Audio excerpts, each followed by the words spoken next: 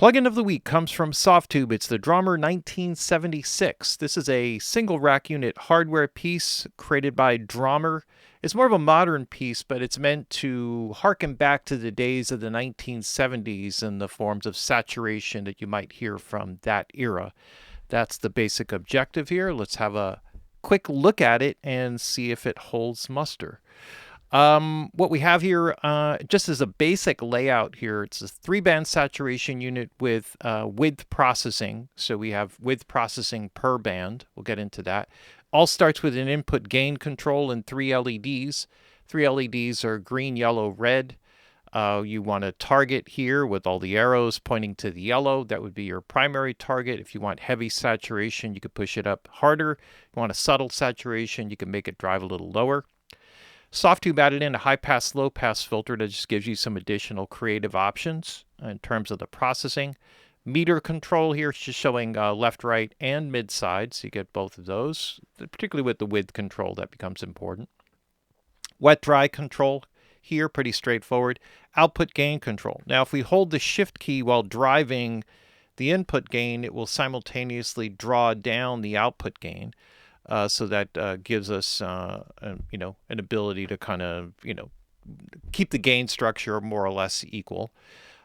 We have 2 width modes here, analog and digital. Analog is the one that's included with the original unit, which is based off an MS processing.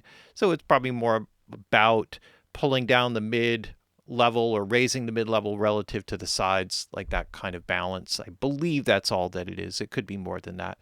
There's also a digital mode here, which is added by Softube to give you an alternative to that. And then there's a mono check here. So this will confirm mono compatibility with the width processing. If you go aggressive with it, things are just going to disappear. That's the basics with that. You have 3 bands here, low, mid, high, crossover points with a pretty good range here from 70 up to 1.5K, 800 up to 15K. So they pass over each other.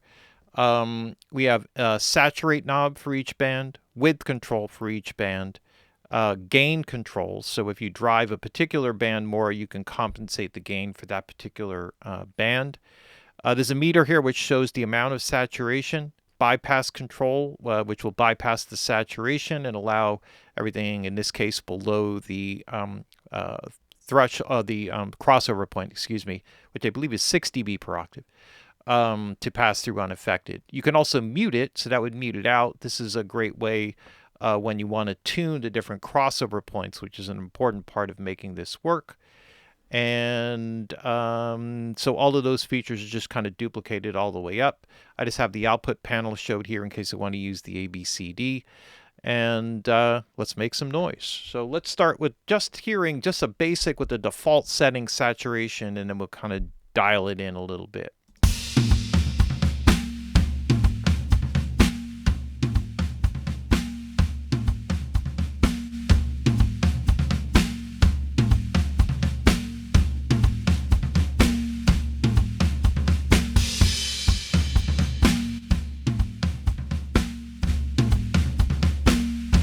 All right, so just by default, it's already feels like it's giving me a bit more gain than would be in bypass. So I'll just balance that out a little bit.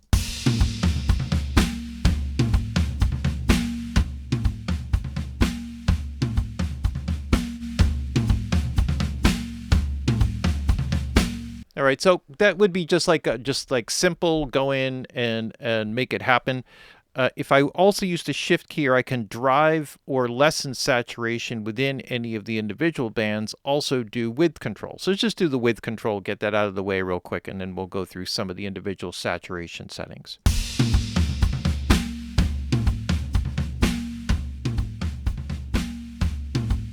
All right, and if we go.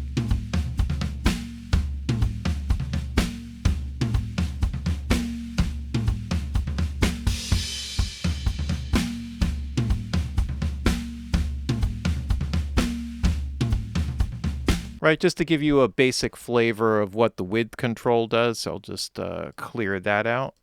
hold on to that. So let's start by tuning the crossover point. So a quick way to go about it would be to hit the mute buttons, and let's just figure out how much in the low band do we want to grab.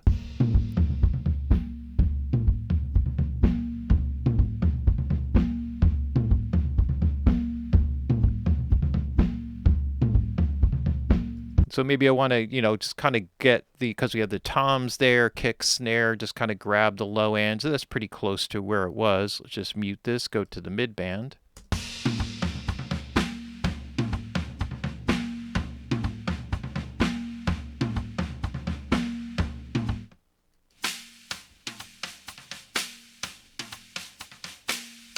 All right, so we'll kind of get the snappiness of the attacks here, get a little bit more of the body of the attacks here, get the RMS signal or the sustained signal kind of laid out here. Now let's start by driving this a little bit and on a band by band basis, and let's just see, because maybe I want to pull away a little, have a little less saturation on the top end and drive a little bit more on the low end. Let's see.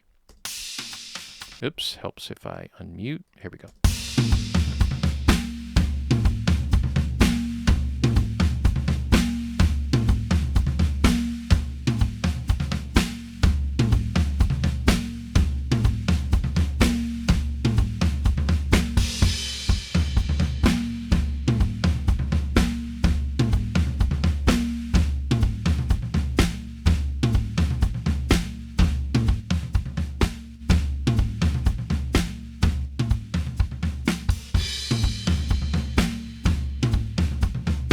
And then let's see, I'm just going to mute this out. I just want to hear what this does in the middle, see if we can focus on it a bit.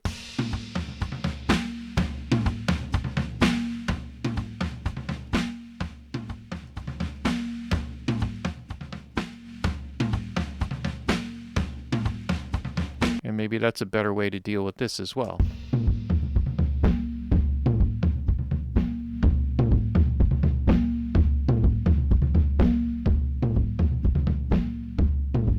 That's not where I meant to go with it, but it could be cool. Let's have a listen.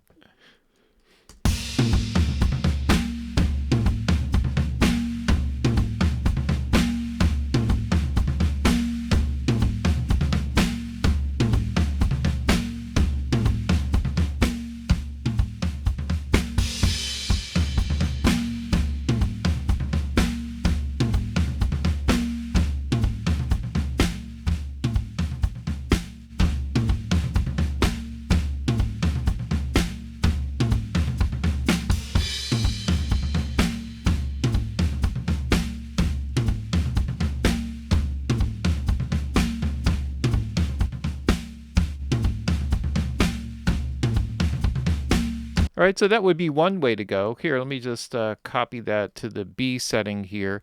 Try a different approach where I kind of go a little bit more natural here. So let me just mute this down here for a second.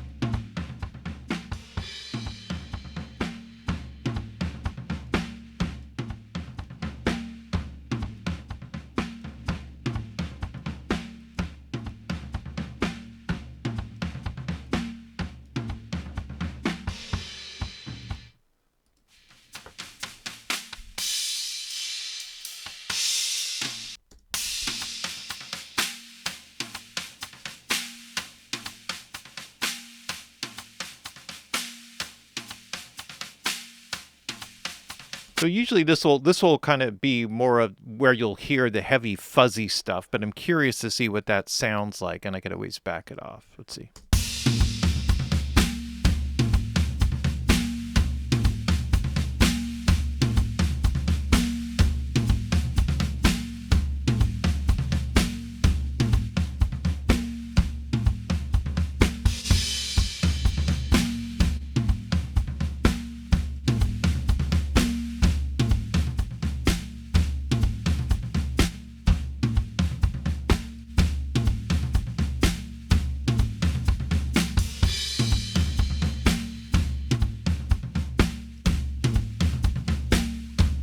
Now, we can also, there's a couple ways to manage this. One would be I could hold the shift key and drive all the saturate controls down, or just use the wet dry control.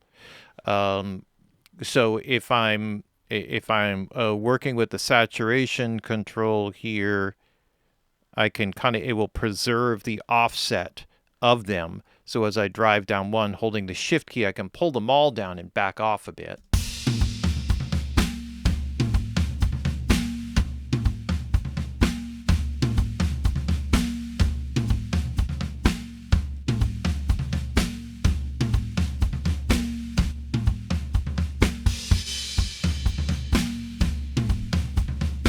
And then if I want, I could just add a little width processing here, add a little size onto it.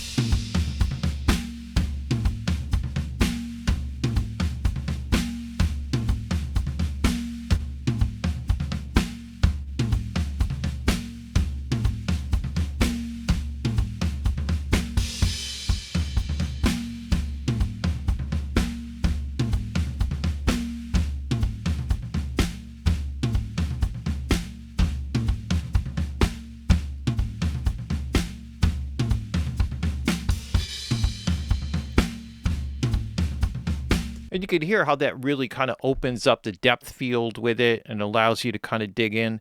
One of the key things to making this work, whatever sounds you're going to end up using it with, is really just kind of setting up the crossover points. Once you set up the crossover points, and you really want to kind of think about dividing it into, this sort of fundamental frequency, what I would call like focusing frequencies in the mid-range that sort of help the imaging, and localization, best localization cues are all in the mid bands, and then the presence band. And this is often where you'll get the, kind of fuzziest character from it. So if I just do one other quick example here, which would be just doing like an acoustic guitar. If I dial in an acoustic guitar here, oops, let me just, sorry, just wanted to open this up here. Start from a basic point.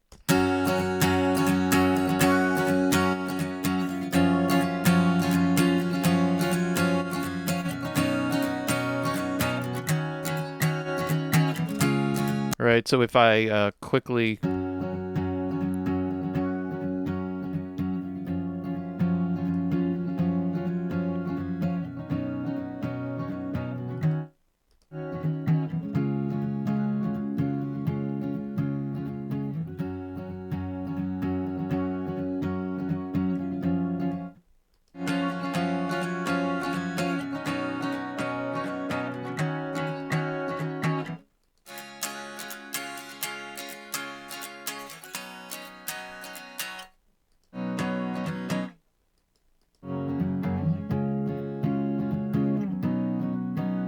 Right, so now I can saturate that low end of the acoustic guitar a little bit more independently. So maybe we just start there.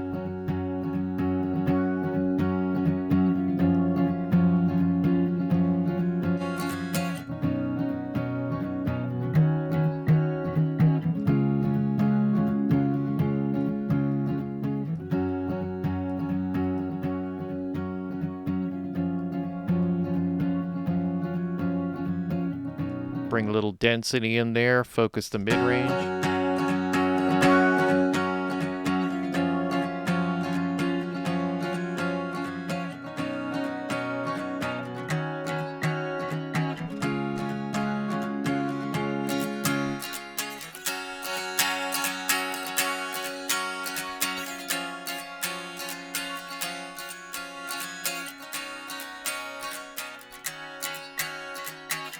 Add a little presence energy in there.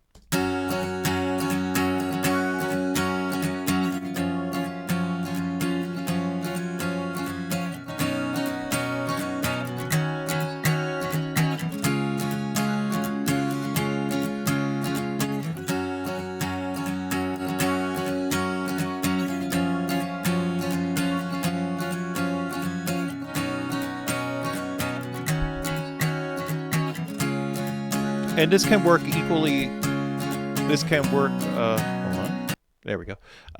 This can work equally well with vocals, electric guitars, bass. The key is always at the crossover points. Kind of dial in the amount of saturation, and kind of balance it out. You always got the wet-dry control, so you can get aggressive with it.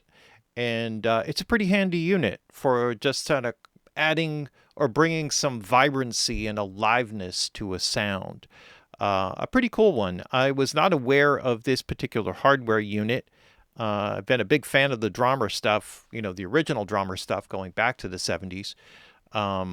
But this one actually captures a lot of that feel, I think, really well. And some of the added Softube features make it just a little bit more usable as well. You can get really creative with the filters here if you just want to create a super saturated sound. And that just adds a little bit of an extra level of creativity. All right, I think that's about it. Plugin of the week, Softube, the Drawmer 1976. Definitely worth a demo, worth checking out. See if it fits into your kind of workflow. And otherwise, it's a good one.